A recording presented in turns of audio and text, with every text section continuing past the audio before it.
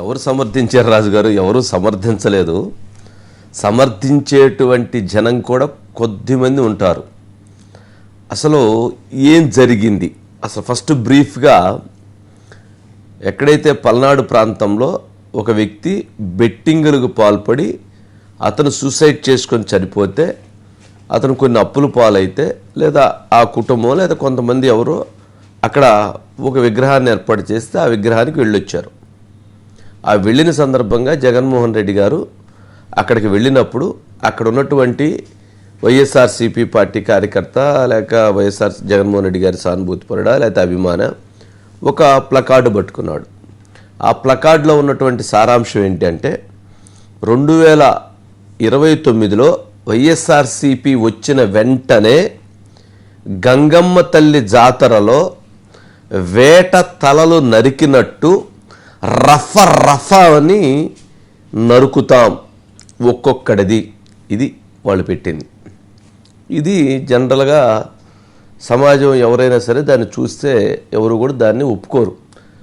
రాజకీయ పార్టీలతో సంబంధం లేకుండా ఒక సగటు మనిషి, సామాన్యుడు, లేదా పార్టీలకు చెందిన లీడర్లు, లేక ప్రభుత్వ అధికారులు, లేదా ప్రైవేటు ఉద్యోగులు, లేదా ఎవరైనా కానీ సమాజంలో మనిషి అనేటువంటి వ్యక్తి ఎవరు కూడా రఫర్ నరికేస్తామనంటే దాన్ని ఎవరు సమర్థించరు.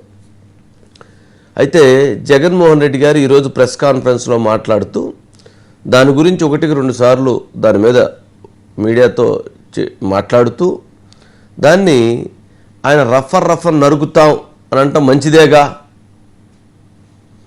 కదా అని ఆయన సమర్థించాడు. సమర్థించడం ఏంటి అంటే, దాంట్లో ఏమనుంది? దాని భావము, దాని భావజాలము ముందు మనం చూడాలి.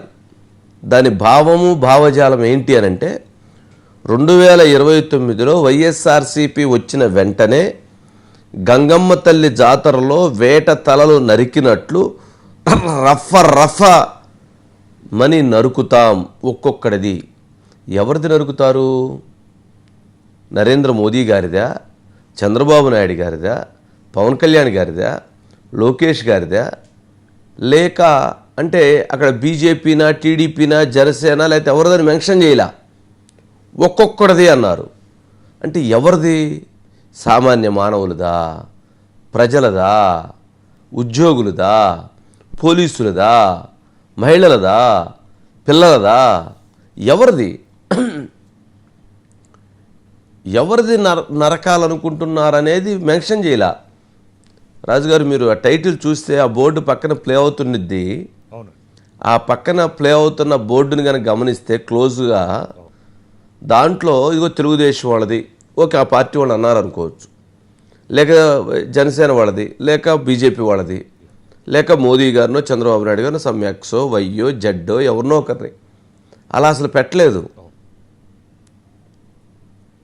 నరికేస్తాం అని అంటే దాన్ని జగన్మోహన్ రెడ్డి గారు సమర్థించారు. అసలు ఒక రాజకీయ పార్టీ, ఒక మాజీ ముఖ్యమంత్రి, రేపు భవిష్యత్తులో ప్రజలను ఓట్లు అడగాల్సినటువంటి ఒక నాయకుడు నరికేస్తాం, చంపేస్తాం అన్న దాన్ని సమర్థించటం ఏంటి? అసలు సమర్థించేటువంటి ఆలోచన రావటం ఏంటి? ఇది ఎక్కడికి వెళుతుంది? అసలు ఈ ఆలోచన విధానం ఏంటి? అది ఇప్పుడు చర్చ జరగాల్సిన అంశం. చర్చ అది మనం చేయాల్సిన అంశం కాదు రాజుగారు, ప్రజలు చర్చించుకోవాల్సిన అంశం. వైఎస్ఆర్సీపీ పార్టీలో ఉన్న నాయకులు చర్చించుకోవాల్సినటువంటి అంశం. వైఎస్ఆర్సీపీ పార్టీలో ఉన్నటువంటి నాయకులు భవిష్యత్తులో గొడ్డళ్ళు,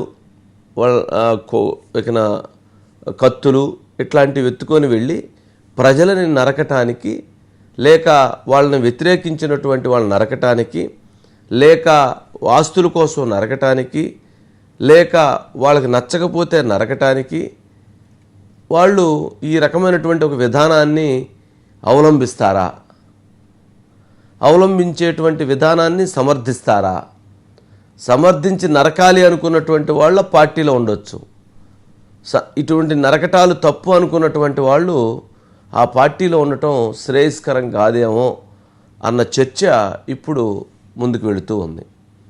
మనం గమనిస్తే ఇటీవల కాలంలో ఎవరైతే మాజీ మంత్రి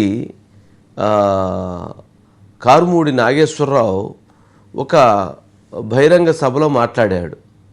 ఉత్తరాంధ్రలో కృష్ణా జిల్లా వరకు ఇంట్లో నుంచి బయటికి లాక్కొచ్చి కొడతాము, అక్కడ దాటిన తర్వాత ఇంట్లో నుంచి బయటకు వచ్చి నరుకుతాము అని. గుర్తుందా రాజుగారు మీకు? మరి ఒక మాజీ మంత్రి అలాంటి భాష మాట్లాడాడు. ఇప్పుడు ఆ పార్టీకి చెందినటువంటి ఒక కార్యకర్త ఇలాంటి ప్లకార్డు పట్టుకున్నాడు. దీన్ని జగన్మోహన్ రెడ్డి గారు సమర్థించారు. ఇంక దీన్ని బట్టి, ఈ ఆలోచన బట్టి, విధానాన్ని బట్టి జగన్మోహన్ రెడ్డి గారు వైఎస్ఆర్సీపీ పార్టీ ఎలా ఉండబోతుంది, ఎలా ఉండాలనుకుంటుంది, భవిష్యత్తులో వాళ్ళ విధి విధానాలు ఏమిటనేటువంటిది స్పష్టంగా అర్థమవుతుంది. అంటే భవిష్యత్తులో వైఎస్ఆర్సీపీ పార్టీలో చేరాలి అనుకున్నటువంటి వాళ్ళు కత్తులు తీసుకోనో గొడ్డళ్ళు తీసుకోనో నరకటానికి సిద్ధంగా ఉండాలి. ఎవరినైనా సరే నరికేయాలి.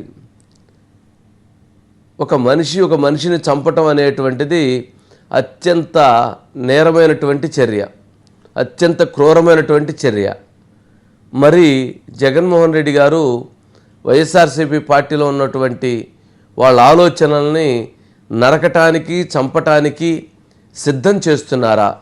అందుకు సిద్ధం కాండని ఇప్పటి నుంచే ప్రిపేర్ చేస్తున్నారా? దీనిని ప్రజలు ఆలోచించుకోవాలి. ప్రజలు దీని మీద ఒక అభిప్రాయానికి రావాల్సినటువంటి అంశం.